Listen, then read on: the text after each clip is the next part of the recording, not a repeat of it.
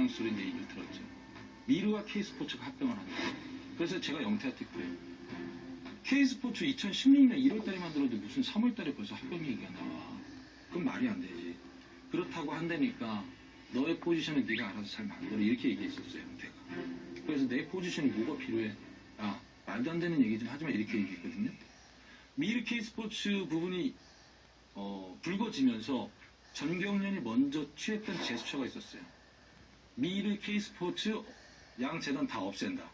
돈을 합쳐서 새로운 재단을 만들 것이다라고 얘기했거든요. 그 영태가 얘기했던, 그다음 제가 최순실 할 때 얘기했던 그 그림에 맞았던 거예요. 그게 누가 지시했냐? 전경련 쪽에서는 나중에 그렇게 얘기해요. 청와대가 그렇게 합병을 하라고 지시를 했다라고 얘기해요.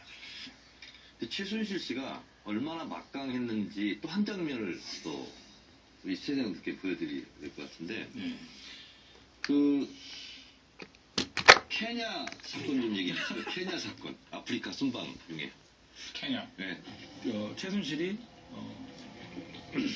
대통령 순방이 3월달에 멕시코, 그다음에 이란, 그다음에 아프리카 3개국, 몽골이 있다. 근데 여기 대통령 순방에 문화 행사가 있다.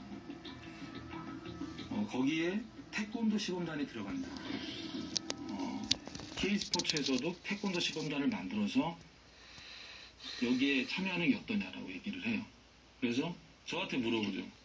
태권도 시범단을 만들 수 있냐? 알아보겠다. 그래서 이제 알아봤죠. 근데 될 수가 있겠더라고. 태권도 시범단을 만들 수가 있겠더라고요. 그래서 이 시범단을 만들어서 제가 말씀을 드리고 단장님한테 말씀드리고 샘플로 만들었는데 최순실이 그러고 보더니 마음에 안 든다. 이게 어떻게 대통령 시범단에 들어가냐. 그래서 바로 없애라 그래요. 그 부분은 뭐냐면은 최순실의 오해였던 거예요. 최순실은 전통 태권도가 춤도 추고 이런 화려함을 요구했던 거예요. 근데 전통 태권도에 춤이라는 건 없잖아요. 춤이.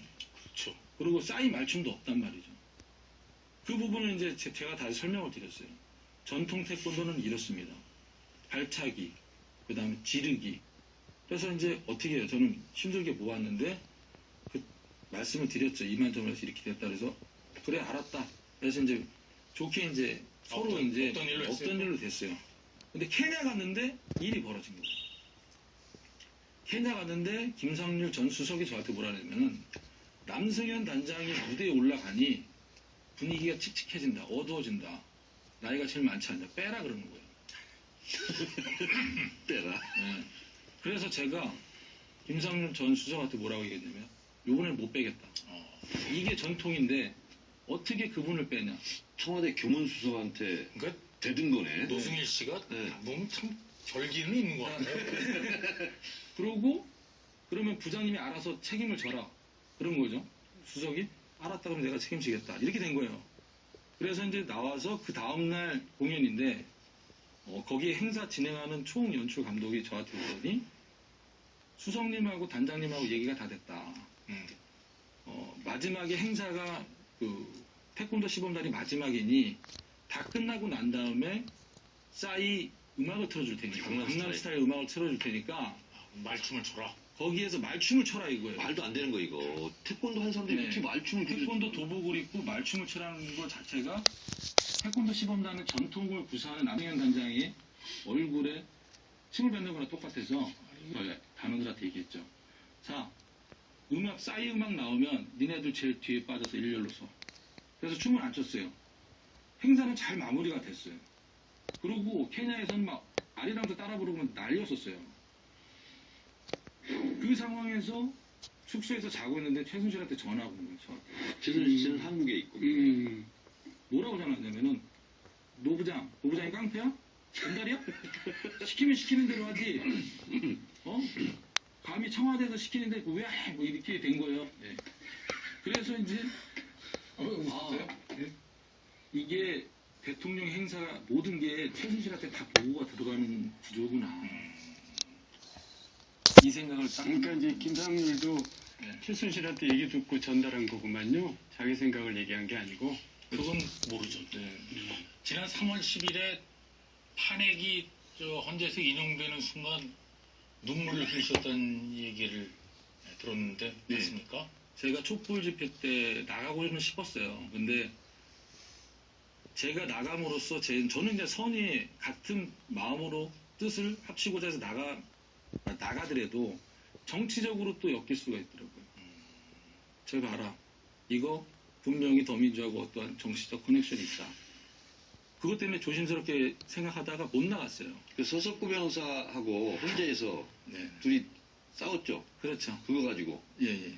그래서 이제 조용히 이제 3월 10일 날 광화문 D 면세점 앞에 갔죠. 근데 앞에 갔더니 큰 스크린이 3개가 있더라고요.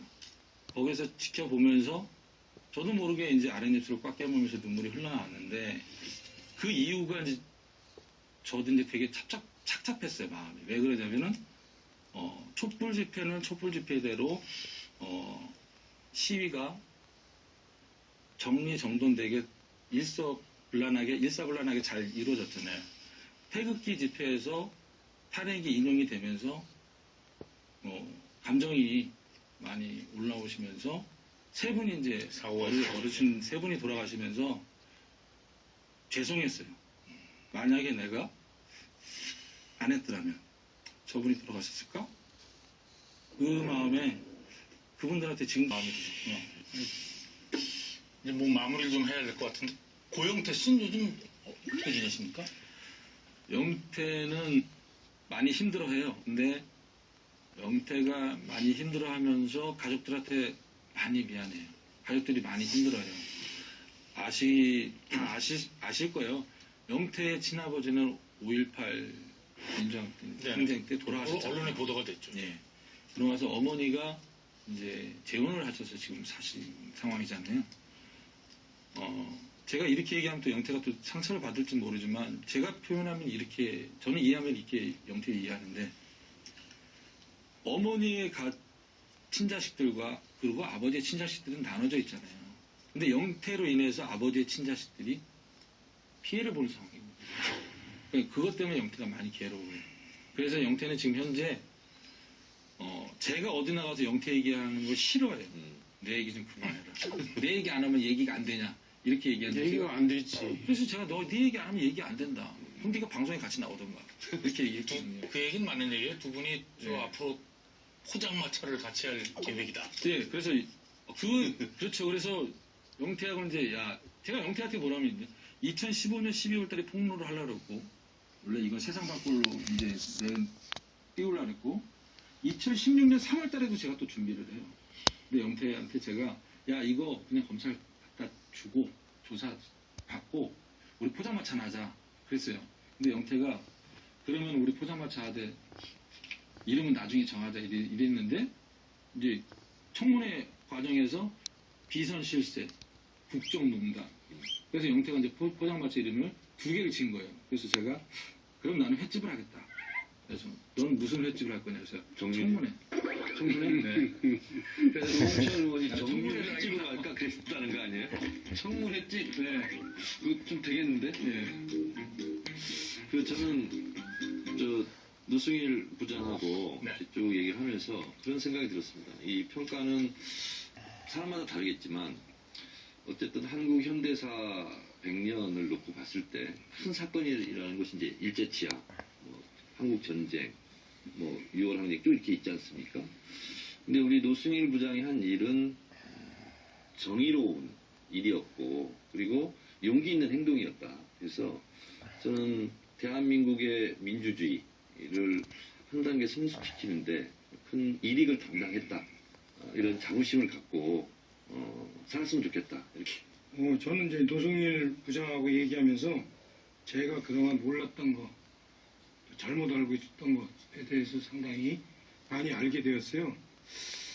좀 이런 얘기를 청문회 때 좀 미리 얘기하든가 그랬으면 좋겠으나 그런 생각이 듭니다. 저로서는 상당히 질문에만 대답한 거고 시간도 아주 짧게 주니까요. 또. 앞으로 좀 더 얘기 좀 들었으면 하는 생각이 듭니다. 아무튼 오늘 어렵게 나와주셔서 고맙고요. 앞으로도 건강하시고 하시는 일 잘 되시기 바랍니다. 네, 감사합니다. 감사합니다.